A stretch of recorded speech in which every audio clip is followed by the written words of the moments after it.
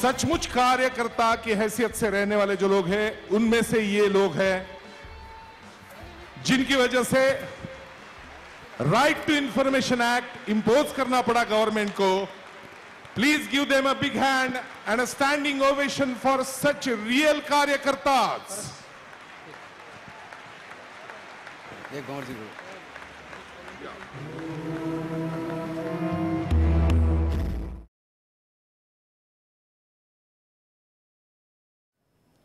नमस्कार. विषय कॉम्बॅटिंग करप्शन. 26 नोव्हेंबर 2008 साली मुंबईवर एक लाजिरवाणा अतिरेकी हल्ला झाला.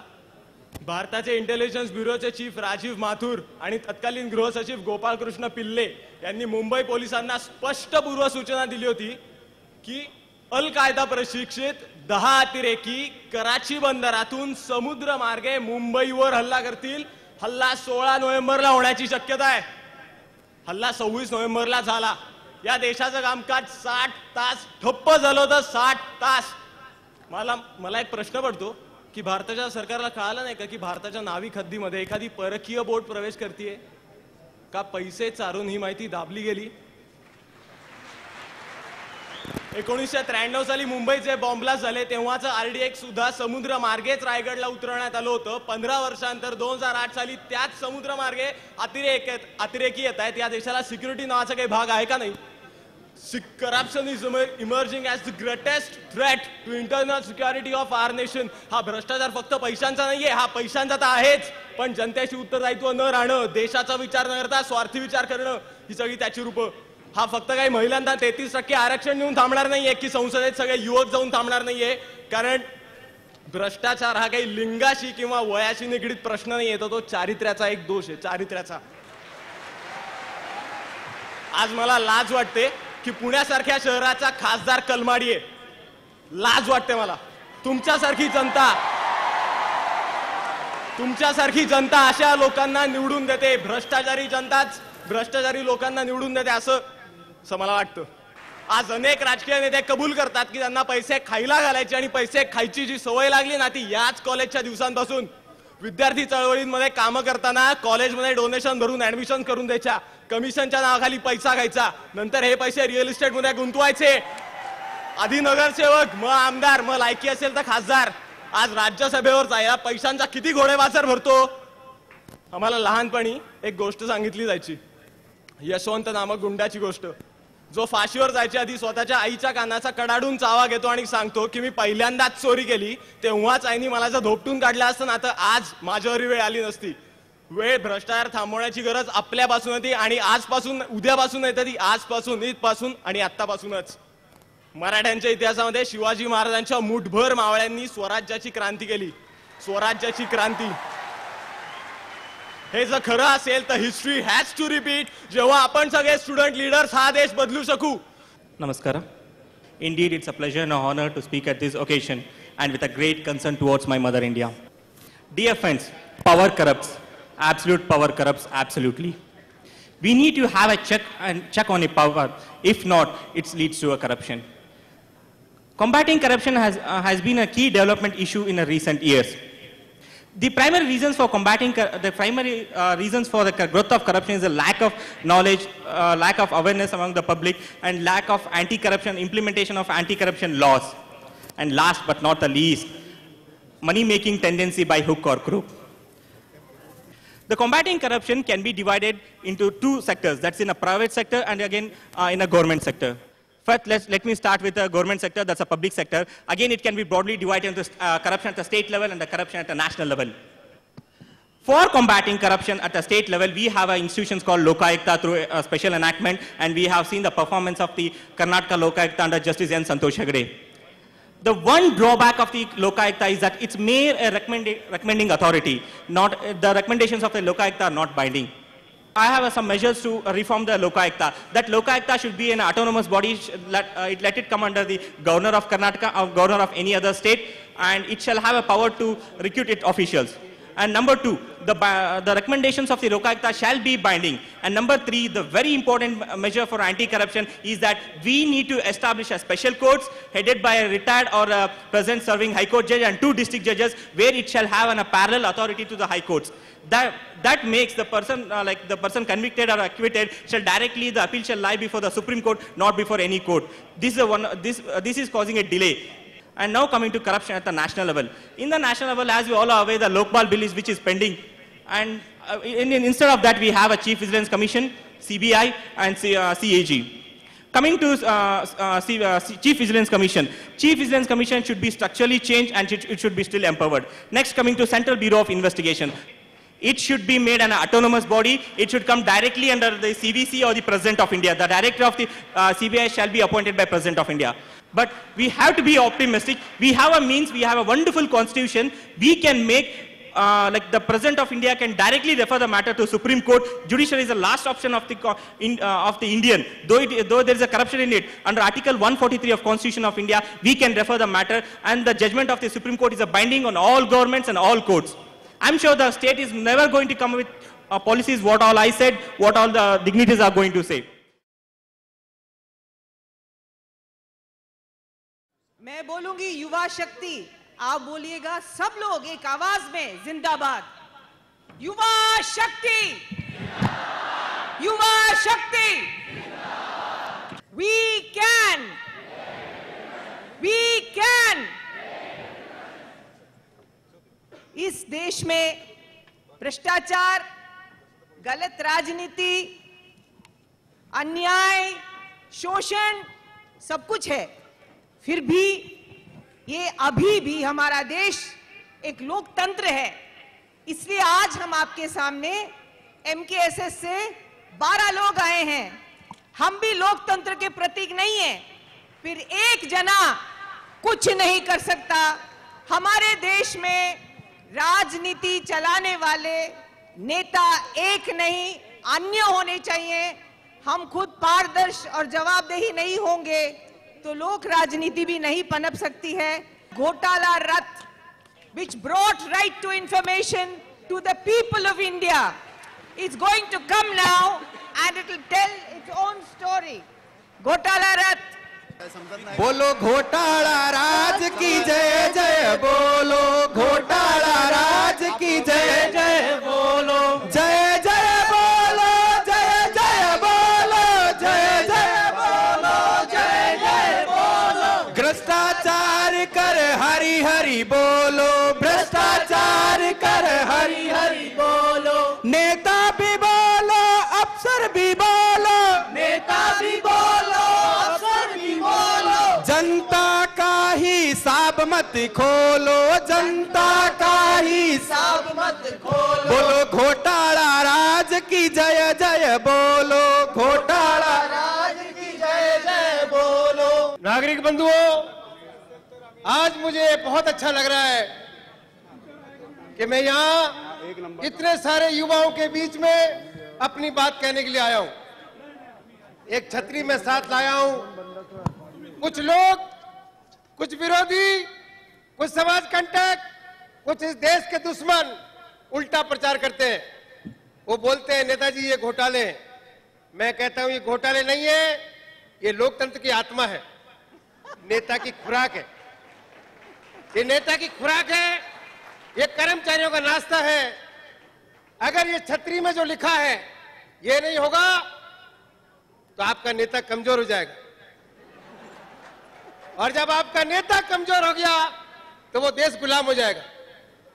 देश को मजबूत होने की जरूरत नहीं है बच्चों, नेता मजबूत होना चाहिए, देश तो अपने आप पीछे पीछे चला आएगा। मैं आपको कहता हूं कि इस छतरी में कमी मत करो, इसको बढ़ाते रहो। लोकतंत्र बरकरार, नेता मजबूत, देश मजबूत। आपका कोई सवाल है तो आप जरूर मेरे से कर सकते हैं। स्कूल में पढ़ाई नहीं चलती। इस बच्चे का सवाल है स्कूल में पढ़ाई नहीं चलती। मैं कह रहा हूं कि आप ट्यूशन पे क्यों नहीं जाते? गांव में पीने को पानी क्यों नहीं है? गांव में पीने को पानी नहीं है। हाँ। सारी व्यवस्था मैंने बदल दी है, सारी बीमारी पानी से हो रही है, सारा पानी मैंने बिस्लरी की बोतल में डाल दिया। पानी का इंतजाम कर दिया, अस्पताल में दवाई तक नहीं है। अस्पताल में दवाई मिलेगी क्यों? मेडिकल स्टोर में जाओ ना। गरीब गरीब ही क्यों होता है? ओ, इस देश की बड़ी प्रॉब्लम ये है कि गरीब गरीब ही क्यों। आप बच्चों से मैं ये सवाल करना चाहता हूं कि जो किसान है उसका बेटा क्या बनेगा? किसान। व्यापारी का बेटा व्यापारी, नेता का बेटा नेता, और गरीब का बेटा गरीब। क्या बात है?